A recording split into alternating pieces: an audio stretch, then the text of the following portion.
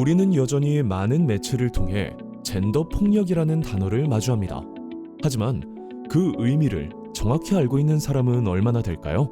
이번 이달의 GB에서는 젠더 폭력의 정의와 발생 현황, 그리고 젠더 폭력의 예방과 피해자 보호 조치를 위해 우리 사회가 변화해야 하는 방향에 대해 한국여성정책연구원 김효정 부연구위원과 함께 이야기합니다.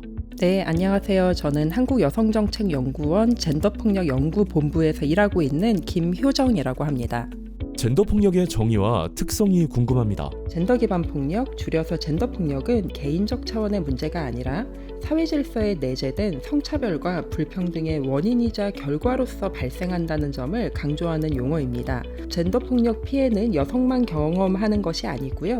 상황과 맥락에 따라 젠더 위계의 낮은 곳에 위치한 모든 사람들이 그 피해를 겪을 수 있습니다.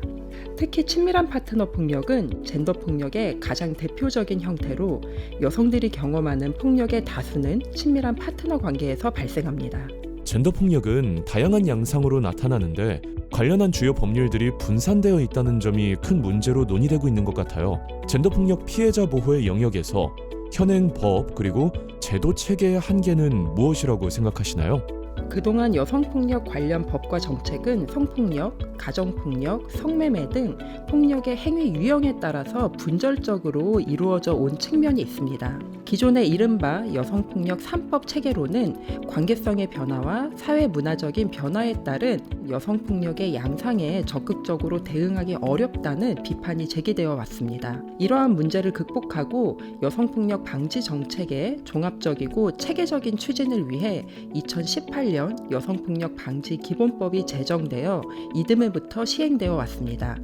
이 법률은 여성폭력의 정의를 법으로 규정하고 폭력 예방 정책을 종합적으로 추진할 수 있는 기반을 마련하고 2차 피해를 법적으로 규정하는 등의 의의가 있습니다. 여성폭력 방지 기본법은 그 밖에 친밀한 관계에 의한 폭력까지 여성폭력으로 정의하고 있지만 그 외 구체적인 내용이 부재하고 현행 가정폭력 처벌법은 가정폭력을 혼인 및 혈연 관계에 기반한 가족 구성원 간 발생한 폭력으로 협소하게 정의하고 있어 교제폭력 처벌 및 피해자 보호 지원의 사각지대가 나타나고 있습니다. 젠더 기반 폭력으로서 여성폭력의 법적 정의와 개념을 확장하고 현대사회의 가족 구조 및 가족 관계의 변화를 고려하는 방식으로 여성폭력 관련 법 제도가 근본적으로 전환될 필요가 있습니다. 다양한 관계에서 발생하는 젠더 폭력에 대응하기 위해 어떤 변화가 필요할까요?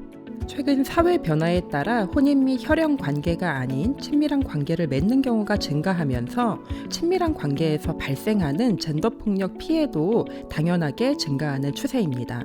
결혼에 한정되지 않는 다양한 가족 실천이 이루어지고 있는 해외에서는 이미 가정폭력 관련법에 다양한 친밀한 관계에서 발생하는 폭력을 포괄한 대응이 이루어지고 있습니다. 혼인 또는 혈연 관계가 아닌 친밀한 관계에서 발생하는 폭력, 소위 교제폭력 대응을 위한 입법이 부재한 상황에서 지금까지 교제폭력 대응은 가정폭력 처벌법이나 스토킹 처벌법에 근거해 왔습니다.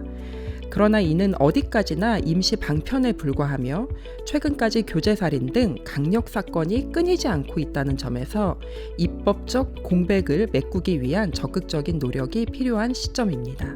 젠더 폭력의 예방과 피해자 보호 조치 등과 관련해서 이제까지의 가장 큰 변화나 진전은 무엇이고 또 앞으로의 과제는 무엇이라고 생각하시나요? 여성폭력 방지 기본법 제정, 스토킹 처벌법 및 스토킹 방지법 제정, 디지털 성범죄 대응을 위한 법률 개정 등 새롭게 등장한 젠더 폭력을 포함하고 피해자 중심 관점에서 젠더 폭력에 대응하기 위한 법 제도적 노력이 꾸준히 전개되어 온 것은 중요한 성과라고 여겨집니다. 피해자 보호 지원 체계를 확충하고 통합 지원 체계를 구축한 것도 중요한 성과 중 하나입니다. 현재 우리나라에는 24시간 신고 및 지원이 가능한 긴급전화 1366 센터, 폭력, 가정폭력, 성매매, 스토킹 피해자와 그 가족에게 상담, 의료, 법률, 수사 지원을 통합적으로 제공하는 해바라기 센터, 디지털 성범죄 피해자에게 특화된 상담 및 삭제를 지원하는 디지털 성범죄 피해자 지원센터 등이 전국 시도별로 설치 운영되어 있습니다. 또한 성폭력, 가정폭력, 성매매, 스토킹 등 젠더폭력 통합 및 특화 상담소 역시 전국적으로 운영되고 있습니다. 학교 및 공공기관 구성원에 대한 성폭력, 가정폭력, 성매매, 성희롱 등 폭력 예방 교육이 의무화되고 그 예방 교육의 대상과 교육 내용의 범위가 점차 확장되고 있는 것도 젠더폭력 예방 측면에서 중요한 성과로 볼 수 있습니다. 그럼에도 아직 여러 과제와 문제점들은 여전히 남아 있습니다. 현행 가정폭력 방지법이 담고 있는 여성폭력 개념의 협소함, 가정보호와 혈연, 혼인관계에 초점을 맞추는 가정폭력 처벌법의 한계, 여전히 최협의의 폭행 또는 협박을 구성요건으로 하는 형법상 강간죄 및 강제추행죄 등 젠더 기반 폭력 관련 법률의 전면적인 개편이 이루어질 필요가 있습니다. 모든 피해자들이 적절한 지원을 받고 안전한 일상생활을 할 수 있도록 지원제도 개편과 확충이 필요하다고 생각합니다. 젠더폭력 관련 법, 제도적 개선, 젠더폭력의 예방을 위해서 영상의 시청자를 비롯해서 우리 사회가 변화해야 하는 부분은 무엇일까요? 여전히 우리 사회에 만연해 있는 피해자 비난과 2차 피해 관련 인식 변화, 그리고 주변인으로서 적절하게 젠더폭력 상황에 개입하는 방법 등에 대한 교육이 필요하다고 생각합니다.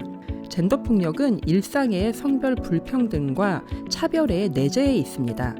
따라서 젠더폭력 예방을 위해서는 우리 사회에 존재하는 다양한 성불평등한 문화와 제도, 구조, 인식 등을 비판적으로 바라보고 성평등한 조직 그리고 사회문화 조성을 위한 전략을 실천할 수 있는 전반적인 역량 강화가 필요합니다. 젠더폭력은 성불평등의 원인이자 결과입니다. 따라서 젠더폭력에 대한 사회적 논의 활성화와 제도적인 변화를 통해 젠더폭력을 예방하는 것은 개인 및 사회 전반의 성인지 감수성 수준을 증진하고 성평등 사회로 나아가기 위한 중요한 토대이자 필수 조건입니다. 젠더폭력 제도 변화와 인식 개선을 통해 성평등 사회로의 진전이 비로소 이루어질 수 있을 것입니다. 젠더폭력은 사회 질서에 내재된 성차별과 불평등의 원인이자 결과입니다. 평등하게 관계를 맺고 차이를 이유로 한 차별을 멈출 때 비로소 우리는 성평등한 사회, 안전한 일상에 한 걸음 더 다가설 수 있습니다. 지금까지 이달의 집이었습니다.